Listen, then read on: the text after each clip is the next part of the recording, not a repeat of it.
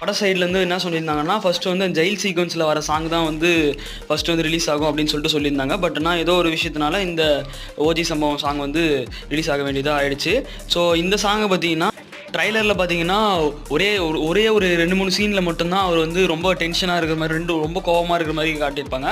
மிச்ச சீன்லலாம் பார்த்தீங்கன்னா, கேஷுவலா ஹேண்டில் பண்ற மாரி தான் ஃபைட்ஸ் எல்லாம் காமிச்சிருப்பாங்க. எப்படியும் இந்த சாங் வந்து பார்த்தீங்கன்னா, ஒரு செகண்ட் ஹாஃபா தான் இருக்கும். அதாவது ஏகேன்ற ஒரு ஹெலிகாப்டர் காட்டுறாங்க. அந்த இதுலேருந்து தல அஜித் வந்து இறங்குறாரு.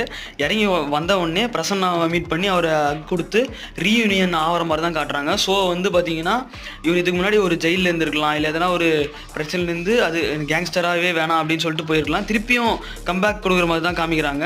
யாரோ எதுக்கோ ஏகேவை வந்து சீண்டியிருக்காங்க. அதனால திருப்பியும் கம்பேக் கொடுத்து அவர் கேங்ஸ்டராகவே வந்து எல்லாருக்கூடயும் ஃபைட் பண்ணி இது பண்ணுற மாதிரி தான் காமிக்கிறாங்க. ஆனால் இந்த ஏகே வந்து பார்த்தீங்கன்னா செகண்ட் ஹாஃபாக தான் இருக்கும் கண்டிப்பாக. செகண்ட் ஹாஃபில் அப்படியே தேட்டர்லேயே பிளாஸ்ட் ஆகும் போது அந்த